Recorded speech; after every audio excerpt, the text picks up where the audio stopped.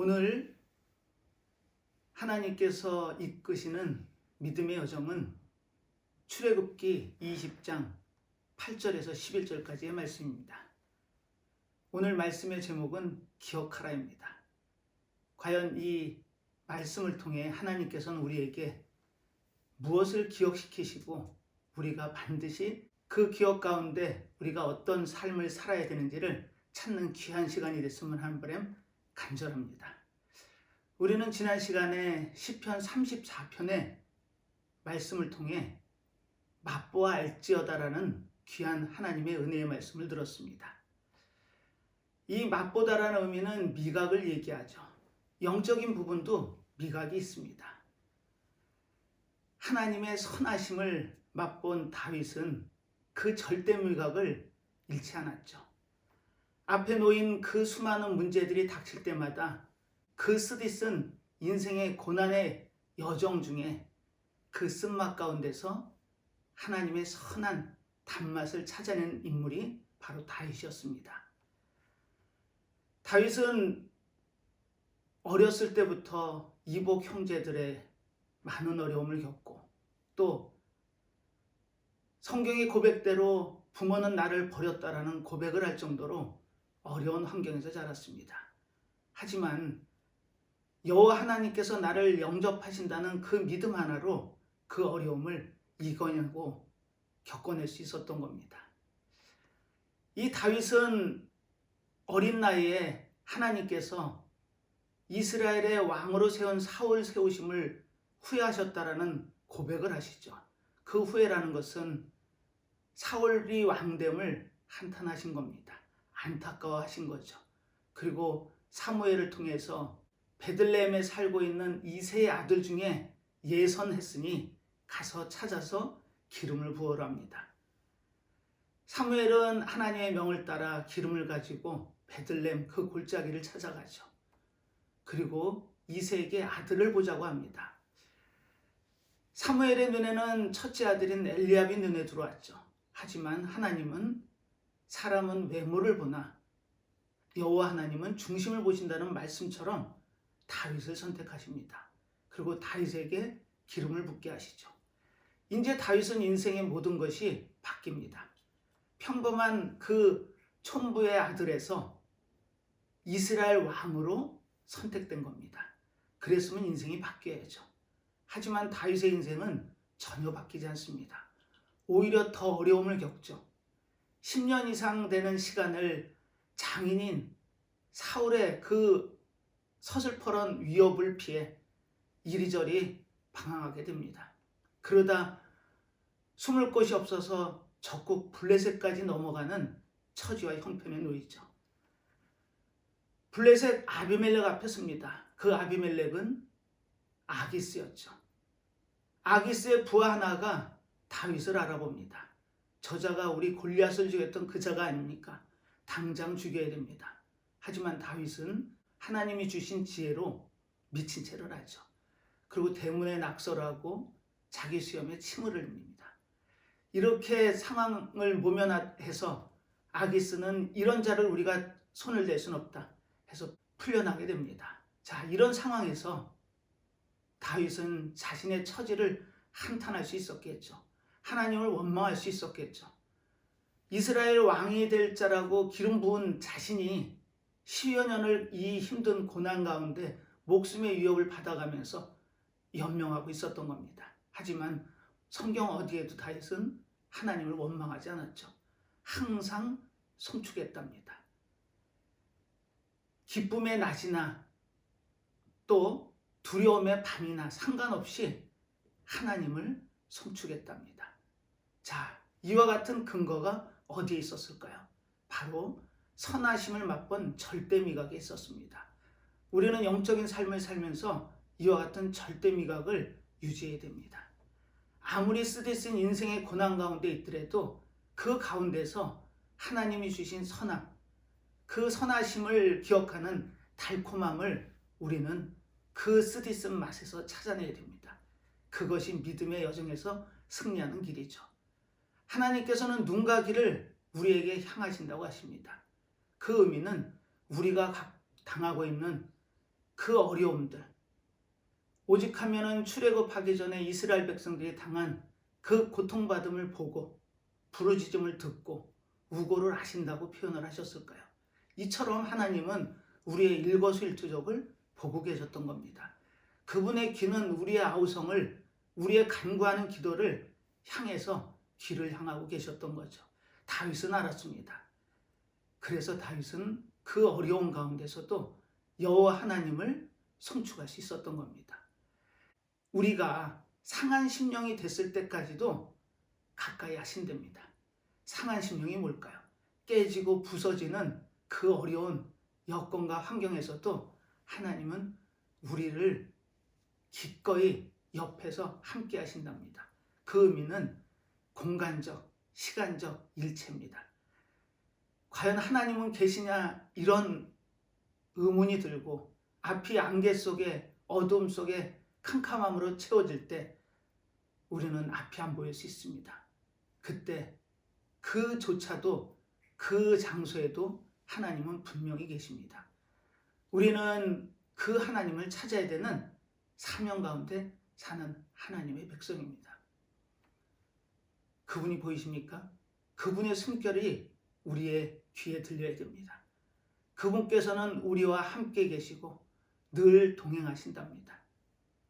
다윗은 그 마음을, 하나님이 우리와 동행하시고 늘 함께 하시며 우리의 형편과 처지를 보고 계신다는 걸 다윗은 알고 있었던 겁니다. 사랑하는 믿음의 성도 여러분, 다윗이 갖고 있는 믿음이 우리의 믿음이 되어야 됩니다. 우리는 믿음의 선진들을 통해서 믿음을 내 것으로 만드는 지혜로운 자의 자리에 서야 됩니다. 어리석은 자가 아니라 지혜로운 자, 그 지혜로운 자의 의미는 절대 미각을 유지하는 겁니다. 그 달콤함이, 하나님의 그 선하심이 우리와 늘 함께 하심을 믿고 의지하며 남은 믿음의 여정에서 승리의 삶을 살아내는 절대 미각을 소유한 하나님의 자녀의 백성이 되시기를 간절히 축원하면서 오늘 본문 말씀을 전하도록 하겠습니다. 오늘 본문은 출애굽기 20장입니다. 이 출애굽기 20장은 우리가 너무나 잘 알죠. 바로 10계명이 들어가 있는 장입니다. 오늘 본문은 그 중에서 4계명, 안식일을 거룩히 지키라는 말씀의 주제의 말씀을 가지고 오늘 기억하라는 제목으로 말씀을 전하겠습니다. 우리는 과연 무엇을 기억해야 될까요? 하나님께서는 무엇을 기억하길 원하시며 안식일을 기억하여 거룩히 지키라고 하셨을까요? 일단 우리는 안식일에서 시작합니다. 이 안식이라는 히브리 원어는 사바트입니다. 하던 일을 멈추고 쉬다라는 뜻이죠. 자, 하나님께서 이스라엘 백성들을 그 애굽의 치하에서 그 종살이하던 나의 백성들을 천신만 고 끝에 광야로 들이십니다. 그리고 3개월 정도 시간이 흘렀을 때 시내산에서 우레와 같은 소리와 번개와 나팔 소리 가운데, 연기 가운데 모습을 현현하시죠. 이 모습을 본 이스라엘 백성들은 두려워 떨었습니다. 하나님을 보는 자는 죽는다라는 것이 그들의 생각이고 마음이었습니다. 그래서 모세에게 당신이 대신 하나님의 말씀을 듣고 우리에게 전해달랍니다. 과연 모세는 어떤 말씀을 들었을까요? 오늘 그 내용이 10계명의 내용입니다. 사실 이스라엘 백성들은 토라를 갖고 있죠. 이 토라를 작게 해석하면 모세오경입니다. 그리고 넓게 광의로 해석한다면 바로 구약 성경이 되죠. 이 성경에는 613가지의 율법이 기록이 되어 있습니다. 그 613가지의 율법 중에 적극적인 명령인 248가지의 명령은 이러이러한 것을 하랍니다. 그리고 365가지의 하지 말라라는 소극적인 명령이 있죠. 그런데 우리는 이 이스라엘 백성들의 마음을 읽어야 됩니다. 248이라는 숫자는 공교롭게도 우리 인간이 가지고 있는 뼈의 마디의 숫자입니다. 그리고 365는 우리가 아는 것처럼 1년 365일을 가르치죠. 그렇다면 이 유대교를 믿는 이스라엘 백성들은 이 율법 613가지를 인간이면 365일 동안 마음속에 새기고 그 모든 율법을 지켜 행해야 된다라는 그와 같은 생각을 갖고 있었던 겁니다. 그리고 그 613가지의 율법을 오늘 10개로 축약하고 있죠. 다행입니다. 이 613가지는 우리가 다 기억하고 지킨다는 건 어렵겠죠. 그래서 하나님께서는 10가지의 말씀으로 우리에게 권면하고 계셨던 겁니다. 하지만 우리가 10계명 그래서 그렇지, 이 10계명이라는 의미는 AD 200년에 그 당시에 가장 기독교가 번성했던 알렉산드리아 교구인 클레멘트에 의해서 쓰여진 용어입니다. 하지만 하나님께서 이 계명을 주실 때 그런 의미로 주시진 않았습니다. NIV 성경에서는 이렇게 기록하죠. The Ten Commandments, 즉 10개의 말씀이란 뜻입니다. 그걸 히브리어는 이렇게 읽죠. 아세레트 하드바림, 그리고 헬라어는 데칼로그입니다. 이 의미가 뭘까요? 이 의미는 10가지의 권하는 말씀입니다. 그렇다면 우리는 의미 해석을 정확히 해야 됩니다. 10계명이라는 것은 이 계명을 지키지 않으면 너희들은 죽게 될 거야. 너희들은 그 죄 가운데 빠져서 하나님의 벌을 받을 거야. 이 의미가 아니고요. 하나님께서 주시는 권면의 말씀입니다. 이 10계명을 잘 기억해서 삶의 행동에 있어서 동기가 되랍니다. 다시요. 이 10계명은 기독교를 믿는 크리스찬들에게 주신 하나님의 선물입니다. 이것은 우리의 행동을 제어하고 우리에게 벌을 내리기 위한 법령이 아니었습니다. 하나님께서 기독교인의 삶을 사는 너희들은 이런 삶 가운데 있어야 된다라는 권면이었던 거죠. 오늘 이 10계명을 통해서 과연 하나님은 우리에게 뭘 권하시고 우리에게 뭘 기억시키는지 그 내용을 한번 찾아보려고 합니다. 자, 본문은 이렇게 시작합니다. 안식일을 기억하여 거룩히 지키라. 사실 1계명부터 4계명까지는 하나님하고의 관계죠. 그리고 5계명부터 10계명까지는 인간 간의 관계입니다. 그래서 모세가 시내산에서 하나님께 이 말씀을 받을 때 돌판을 2개를 들고 내려오죠. 그래서 혹자들은 한편에는 하나님의 관계가 쓰여졌을 거고 또 한편에는 인간과의 관계가 쓰여졌을 거라고 그렇게 추측하기도 합니다. 하지만 그 당시에 조약이 어떻게 이루어졌는지를 우리가 안다면 그 부분은 쉽게 이해될 부분입니다. 주인의 나라가 피지배 아래에 놓인 나라하고 조약을 맺을 때는 반드시 2부를 작성합니다. 그리고 서로 한 부씩 나눠 갖죠. 주인의 입장에 있는 나라에서는 너희들은 이와 같은 약속의 조약의 말을 반드시 지켜내야 된다라는 강권을 합니다. 그리고 피지배 국가는 그 조약대로 그 주인 국가를 섬기게 되는 거죠. 그래서 조약은 2부를 작성합니다. 아마 우리는 부동산을 매매하거나 임대차 할 때 2부의 계약서를 쓰죠. 한 부는 임차인이 갖고 한 부는 임대인이 갖죠. 또 매도인이 갖고 매수인이 한 부씩 나눠 갖는 겁니다. 이처럼 10계명도 2 돌판에 쓰여졌다는 건 아마도 여호와 하나님께서 나의 백성들과 맺으시는 조약의 개념이었던 겁니다. 사실 이스라엘 백성들은 한 번도 왕이 없었던 적이 없죠. 늘 왕이 있었습니다. 그 왕이 누구였죠? 여호와 하나님이셨습니다. 하나님께서는 아브라함을 통해서 선택된 나의 백성을 구별해서 나의 민족으로 세우시죠. 그리고 하나님이 늘 함께 하시며 통치하는 민족이 이스라엘 민족이었습니다. 하지만 이 여호와 하나님을 왕으로 인정하지 않던 시대도 있었죠. 바로 사사 시대입니다. 사사기 마지막 절에 보면 이렇게 기록이 되어 있죠. 그때 이스라엘에 왕이 없어 각기 자기 소견에 옳은 대로 행하였다. 이게 사사시대의 모습이었습니다. 하나님이 왕으로 계시고 그분을 섬겨야 됨이 마땅함에도 불구하고 왕으로 인정치 않았죠. 그리고 육의 왕을 달랩니다. 그들이 눈에 보이는 왕을 달라고 하나님께 간구하죠. 그래서 세워진 왕이 사울이었던 겁니다. 하나님께서는 나의 백성들이 온전하게 나의 겉면의 말을 통해 하나님의 자녀의 백성으로 살아가는 그와 같은 삶을 살길 원했습니다. 그래서 이 십계명이라는 계명을 주죠. 사실 이 율법은 사도 바울의 고백처럼 로마서 3장에 가서 확인을 해보면 이 율법은 우리의 죄인됨을 깨닫게 하는 도구에 불과합니다. 율법을 통해서 내가 철저한 죄인이구나. 그래서 아마 이런 고백도 나왔는지 모르겠습니다. 의인은 없나니 하나도 없다. 사도 바울의 고백입니다. 즉, 이 율법은 우리의 죄 가운데 있는 모습을 깨닫게 하는 도구일 수 있다는 겁니다. 그리고 갈라디아서 3장에서는 이렇게 권면하죠. 이 율법은 예수 그리스도께로 인도하는 몽학선생이다. 즉, 길잡이고 표지판의 역할을 하는 게 율법이라는 얘기입니다.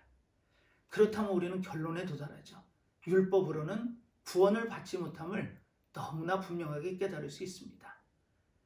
자, 오늘 이 십계명, 과연 그 4계명을 오늘 보는데 우리는 이 계명에 대해서 얼마나 알고 계시나요? 십계명의 첫 번째는 여호와 하나님을 외에는 다른 신을 섬기지 말랍니다.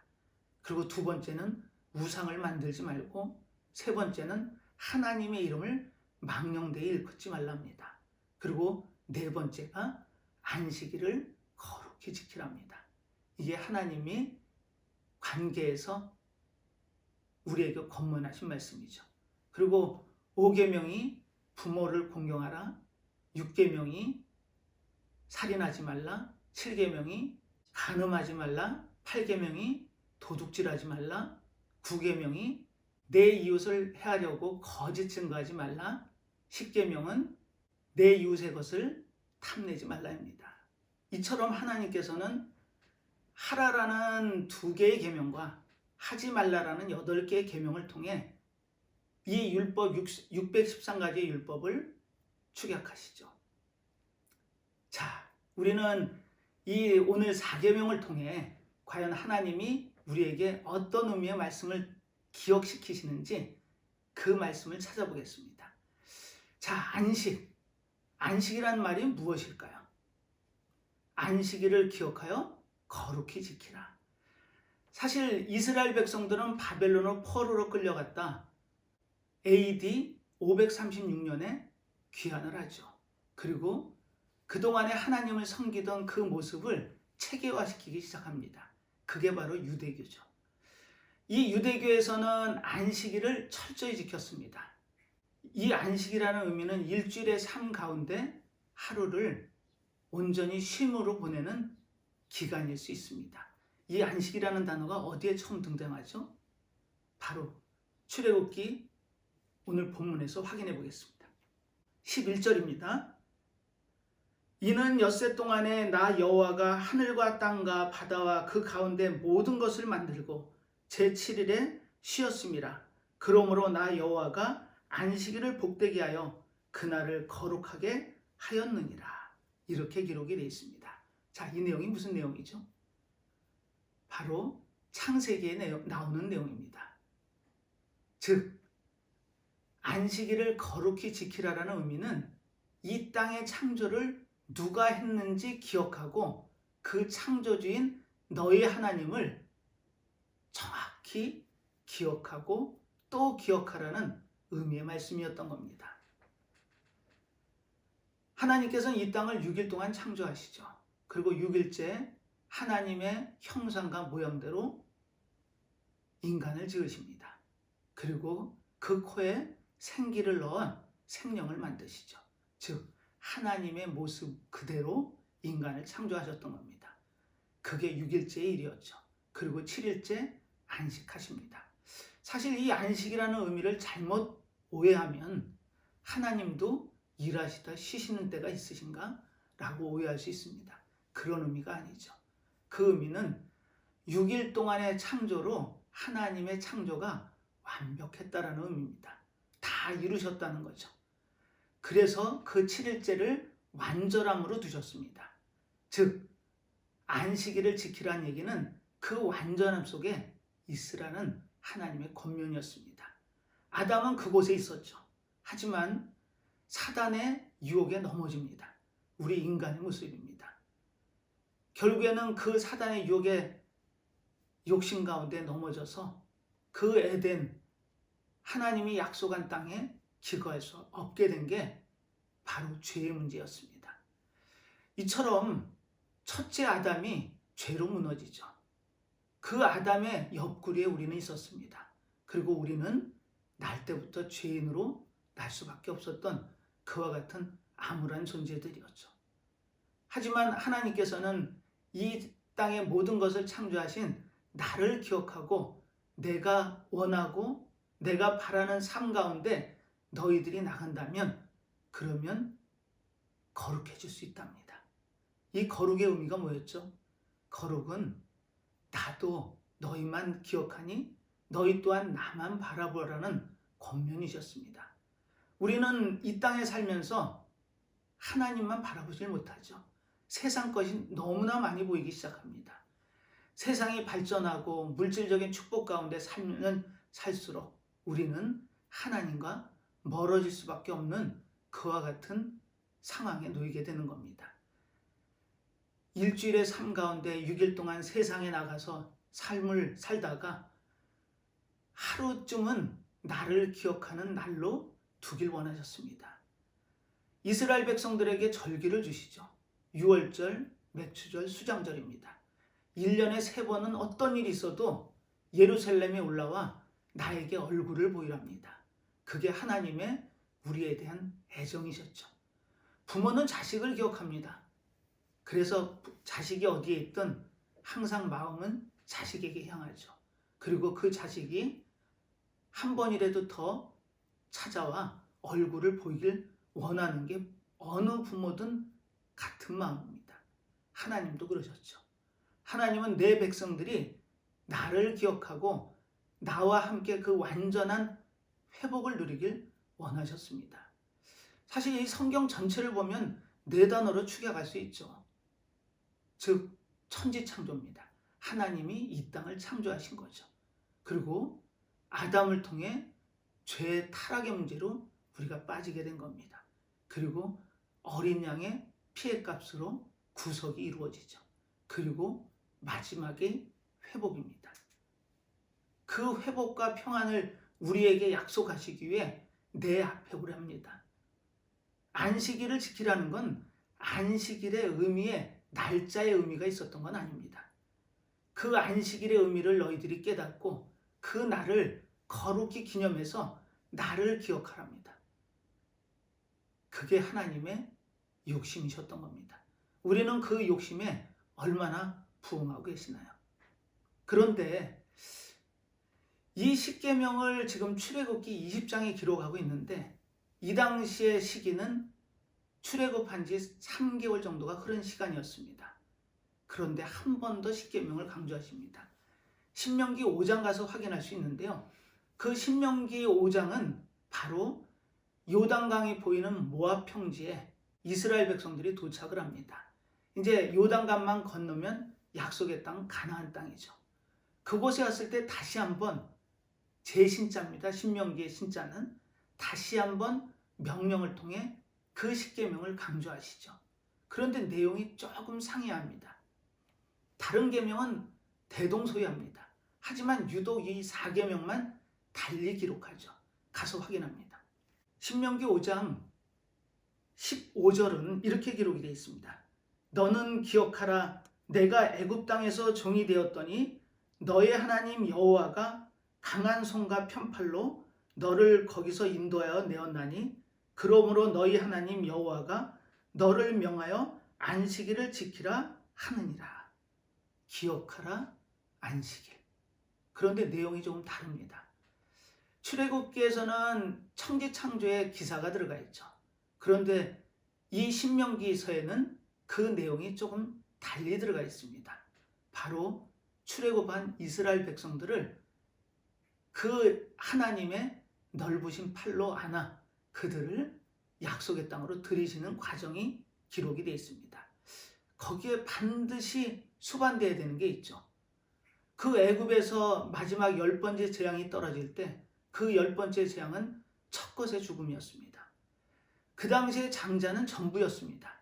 그래서 첫 것이 죽는다는 이야기는 전부 죽는다는 의미였습니다. 자, 그렇다면 그 죽음에서 벗어날 수 있는 길이 무엇이었을까요? 어린 양의 죽음이었습니다. 그 어린 양을 죽여서 그 피를 설주와 임방에 바르면 그 사망 권세가 지나간다라는 약속을 주시죠. 이스라엘 백성들은 그대로 합니다. 애굽의 장자들의 모든 사망이 이루어지고 있을 때 이스라엘 백성들만 안전했습니다. 자, 그 의미가 뭘까요? 구속의 의미입니다. 지금 이 십계명 안식일을 기억하여 거룩히 지키라는 의미의 내용은 천지 창조하신 창조주인 하나님을 기억하고 그분이 너희들을 구속하시기 위해 어린 양의 죽음을 통해 내 백성을 살려내셨다라는 언약의 약속을 안식일을 지키라는 계명으로 하고 계셨던 겁니다. 자, 그렇다면 우리는 이 안식일의 의미가 달리 보여야 됩니다. 우리는 이 안식일을 어떻게 받아들이시나요? 6일 동안 세상에서 마음껏 살다가 그 하루 하나님께 온전히 드린다는 그조차도 쉽지 않은 일입니다. 그리고 날짜도 바뀝니다. 지금 이 안식일은 토요일이죠. 제7일입니다. 그런데 우리는 지금 주일날 한 주의 첫날 이렇게 모여서 예배를 드리고 있습니다. 자, 그렇다면 안식일과 주일 예배의 차이는 어디에 있을까요? 차이는 분명히 있습니다. 이 안식일의 의미는 두 가지를 기억하시면 됩니다. 이 천지를 창조하시고 운행하시는 분이 하나님을 기억시키시고, 두 번째는 어린 양의 대속의 죽음으로 우리를 구원하시겠다는 언약의 약속이 안식일의 의미였습니다. 그런데 그 안식일이 이루어졌나요? 안 이루어졌나요? 예수 그리스도가 이 땅에 오시면서 그 언약은 완전한 이룸을 우리는 맞게 되죠. 안식일의 주인으로 그분이 오십니다. 그리고 그분이 어린 양의 피를 통해 이스라엘 백성들이 그 장자의 죽음에서 벗어날 수 있었던 것처럼 우리는 하나님의 장자입니다. 그 선택된 나의 백성들을 예수님이 오셔서 그 대속의 죽음을 통해 우리를 완벽하게 구원하시죠. 그래서 우리는 주일 예배를 드리는 겁니다. 자, 그 역사적인 의미를 조금 살펴보겠습니다. 이 안식일이 왜 주일이 됐는지 그 의미를 정확히 한다면 우리가 지금 드리는 주일의 예배가 과연 어떤 의미고 앞으로 이 예배를 맞는 나의 마음 자세가 어떻게 기억되어야 되는지 한번 살펴보려고 합니다. 자, 안식일이 뭐라고요? 한 주의 제7일, 7번째 날을 안식으로 드립니다. 오실 메시아를 기억하는 날이 안식일의 의미죠. 하지만 그 기다렸던 메시아가 이 땅에 오시죠. 그리고 그분의 공로로 우리는 의로운 사람, 이렇게 주일 예배를 통해 하나님의 말씀을 듣고 하나님의 자녀의 백성으로 사는 놀라운 은혜의 삶을 살게 된 겁니다. 초대교회 때는 사실 안식이라고 주일 예배를 같이 드렸습니다. 출애굽기 18장에 보면은 안식일날 모여서 회당에서 사도 바울이 강론한 내용이 나오죠. 그리고 출애굽기 20장에 가서 확인해 보면 첫째 날 주일날 떡을 떼기 위해 모입니다. 자, 여기서 떡을 뗀다라는 의미는 성찬, 예찬, 즉 유카리스티아를 얘기하는데요. 예수님께서 마지막 만찬을 제자들과 함께 하시고 이 기억을 거룩히 기억하여 지키라고 말씀을 하시죠. 자, 이 거룩히 지킨다라는 의미, 떡을 뗀다는 의미는 예배의 한 부분이었습니다. 예찬을 통해 서로의 정을 나누고 예배를 통해 하나님의 말씀을 듣고 하나님의 자녀의 백성으로 다시금 서는 시간이 예배의 시간이었습니다. 그 시간이 주일날 드려졌죠. 그러다 보니까 혼동이 옵니다. 과연 유대교와 기독교는 어떤 차이가 있나? 외부에서 보면 다 같이 안식일을 기억하는 계파 정도로 오해할 수도 있다는 겁니다. 그래서 초대교회 성도들이 우리는 안식일의 주인으로 오시고 그 안식일을 완벽하게 이루어내신 예수님을 기억하는 날을 다시 정하자. 그렇다면 그날이 언제가 좋을까? 바로 예수님이 사망 권세를 이기시고 부활하신 주일날, 또 보혜사 성령을 보내셔서 성령이 강림한 날이 주일이었던 겁니다. 그래서 기독교인들이 주일날 예배를 드리기 시작하죠. 초대교회 때는 어마어마한 신앙적인 핍박을 당했습니다. 그 고난 가운데 카타콤이라고 지하로 내려가서 지하 묘지에서 예배를 드리는 그런 시기도 있었죠. 하지만 헬레나라는 절실한 기독교인 어머니를 둔 황제 콘스탄티누스가 황제 위에 오르고 나서 AD 313년에 밀라노 칙령을 반포합니다. 이 밀라노 칙령을 통해서 기독교가 공인이 되죠. 즉 기독교가 정상적인 종교가 됐던 겁니다. 그래서 이 기독교의 한 줄기 빛이 들어오죠. 그리고 325년에 니케아 공의회에서 삼위일체 하나님이 정식 교리로 인정이 됩니다. 바로 아다나시우스가 주장했던 삼위일체 하나님, 우리에게 어린 양의 죽음을 통해 구원하신 예수님이 하나님과 같다라는 삼위일체 하나님설이 정식 교리로 인정이 되죠. 그리고 지하에 묻혀있던 기독교인들이 지상으로 올라오기 시작합니다. 그게 325년 니케아 공의회 때 일이죠. 그리고 380년에 이 로마의 국교가 되는 겁니다. 자, 이처럼 우리는 이 주일의 의미를 달리 생각해야 됩니다. 안식일은 오실 메시아를 기다리는 기념하는 일이라면 이 주일은 다시 오실 메시아를 기다리는 의식이 바로 주일 예배였던 겁니다. 그리고 우리가 지금 이렇게 주일날 이 자리에 모여 예배당에서 하나님의 말씀을 듣고 예배를 드리는 것은 바로 그와 같은 의미가 간직이 되어 있었던 겁니다. 하지만 안식일이든 주일이든 그 날짜가 중요한 것이 아니고 그 날짜의 의미가 중요했던 겁니다. 자, 오늘 십계명을 보고 있는데요. 그 십계명을 줄여서 이계명으로 바꾼 성경 구절이 있죠. 바로 누가복음 10장 27절에 기록한 것처럼 그 내용은 이렇습니다.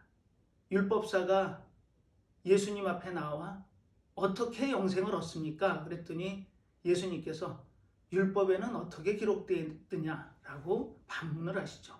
그때 율법사가 자신 있게 이렇게 얘기를 합니다. 마음을 다하고 목숨을 다하고 힘과 뜻을 다하여 내 주 하나님을 사랑하고 내 이웃을 내 몸과 같이 사랑하라고 기록이 되어 있습니다. 그게 맞다. 그렇게 해야 너희들이 영생을 얻을 수 있다. 그렇게 행하라고 말씀을 하시죠. 그리고 사도 바울은 갈라디아서 5장에서 그 두 절을 한 절로 바꿉니다. 율법은 사랑으로 이루어지나니. 그 의미가 뭘까요? 구약의 613가지의 율법, 또 오늘 본 10가지의 계명, 그것을 두 개로 하나로 줄이니까 뭐가 남죠? 사랑이 남습니다. 미국의 팀 하스라는 유명한 건축 설계회사가 있습니다. 거기의 회장은 여홍록이라는 한국 사람이죠. 교민입니다. 그 여홍록이 쓴 페이버라는 간증 에세이에 보면은 이런 대목이 나오더라고요. 성공 가도를 달리고 있었습니다. 그런데 어느 날 심장에 이상이 있음을 알게 되죠. 그리고 그때부터 끊임없는 심장과의 싸움이 이루어집니다. 2년여의 투병 끝에 자신에 맞는 심장이 구해졌다는 연락을 받습니다. 어쩌면 일주일만 늦었어도 이 영록 회장은 사망할 수도 있었을 겁니다. 그런데 자신에 맞는 심장을 얻게 되죠. 그런데 그 주치의가 그 얘기를, 기쁜 소식을 전하면서 이렇게 토를 답니다. 바로 옆방에 한 여인이 있는데 이제 많이 살아야 이틀 산답니다. 자식이 있는 젊은 엄마였죠. 근데 안타깝게도 심장을 못 구했고 그 심장이 지금 영록 회장이 이식받기로 한 그 심장과 동일한 심장이랍니다. 그 이야기를 들은 이 영록 회장은 3초간의 고민을 합니다. 자신이 한 얘기가 부질없는 얘기임을 안 주치의가 뒤돌아서 나가는데 그 짧은 3초간의 시간이 나중에 고백을 통해서 이렇게 표현이 되어 있더라고요. 하나님의 마음을 읽는데 3초면 충분했다고. 그리고 그 주치의를 불러세웁니다. 2년 동안 기다려서 어렵게 구한 그 심장을 그 이름도 모르는, 얼굴도 모르는 그 여인에게 양보를 하죠. 이게 사랑입니다. 사랑은 헌신하고 다르죠. 선행과 다른 겁니다. 선행은 기쁜 마음으로 할 수 있는 거지만 사랑은 아픔을 동반할 수도 있는 거니까요. 그리고 일주일 뒤에 이 사람은 혼수 상태에 빠져듭니다. 한 달여의 사투였죠. 그리고 기적적으로 자신에 맞는 심장이 구해지고 그 이식을 통해서 살아납니다. 이게 바로 페이버죠. 그 의미는 호의라고 표현할 수도 있지만 깊은 의미를 따져보면 은혜와 축복입니다. 그 뒤에 한 번 더 심장 수술을 하죠. 하지만 그 수술을 받았던 심장은 알코올 중독자의 심장이었습니다. 그래서 얼마 안 돼 다시 수술을 받아야 되는 처지에 놓이죠. 그런데 어떻게 됐을까요? 미국 법으로 심장 이식은 2번밖에 가능하지 않답니다. 그런데 놀라운 일이 생기죠. 법이 개정이 된 겁니다. 심장이 알코올 중독자처럼 건강한 심장이 아닐 때는 다시금 한 번 더 수술을 받을 수 있답니다. 그리고 놀랍게 자신에 맞는 심장이 구해지고 그 심장을 통해 지금 건강하게 살고 있습니다. 사랑하는 믿음의 성도 여러분, 안식일을 거룩히 지키라고 말씀하신 하나님의 기억하라는 오늘 말씀을 듣고 있습니다. 과연 우리는 오늘 이 말씀을 통해 무엇이 기억되어져야 할까요? 그 율법의 모든 것을 완성을 사랑으로 하는 겁니다. 우리는 그 사랑을 통해 하나님의 자녀의 백성으로 이 땅의 삶을 삽니다. 그리고 그 삶이 하나님이 주시는 페이버, 이 페이버라는 의미는 값없이 기쁜 마음으로 눈물 가운데 줄 수 있는 그 사랑인 거죠. 우리는 그 사랑을 넉넉히 받은 사람들입니다. 안식일을 지키든 주일을 지키든 우리는 물론 주일날 예배를 통해 하나님을 만납니다. 이 땅의 삶을 세상에 나가 살다 한 주의 시작을 예배를 통해 드릴 수 있다면 그게 얼마나 기쁜 일인지 우리는 기억해야 됩니다. 하나님은 이 안식을 통해서 우리를 만나기를 원하셨죠. 그리고 우리에게 그 사랑을 느끼고 누릴 수 있는 기회를 주길 원하셨습니다. 계명은 절대 우리를 옥죄는 짐이 아닙니다. 예수님께서 내 짐은 쉽고 가볍다고 말씀하신 것처럼 우리는 그 쉬운 짐을 지는 하나님의 자녀의 백성입니다. 이 땅을 살면서 이 주의를 기억하고 거룩히 지키는 겁니다. 그리고 그 예배 가운데 하나님의 사랑을 기억하시고 그 사랑이 차고 넘치고 그 사랑을 통해 많은 이들에게 기쁨을 나눌 수 있다면 그것이 하나님이 약속하신 하나님 나라가 이 땅에 실현되는 겁니다. 우리는 세상과 구별된 사람들이고 세상에 나아가 살지만 그 한 주의 시작을 예배로 드릴 수 있다는 건 우리에게 무한한 축복입니다. 그 축복받음을 늘 기억하시고 하루하루의 삶 가운데 사랑을 나눌 수 있는 하나님의 믿음의 자녀의 백성들 다 되시기를 축복하면서 오늘 말씀을 갈무리하도록 하겠습니다. 기도하겠습니다. 하나님 아버지, 오늘도 예배당에 나오게 하시고 예배를 드릴 수 있는 귀한 시간을 허락하셨습니다. 저희들 이 예배를 통해 하나님의 사랑을 느낍니다. 하나님이 주신 그 놀랍고 크신 사랑을 마음속에 새기고 저희 또한 세상에 나가 기쁜 마음으로 그 사랑을 나눌 수 있는 삶을 살기를 원합니다. 안식일을 기억하여 거룩하게 지키라고 하신 말씀처럼 저희들 오늘 이 예배를 통해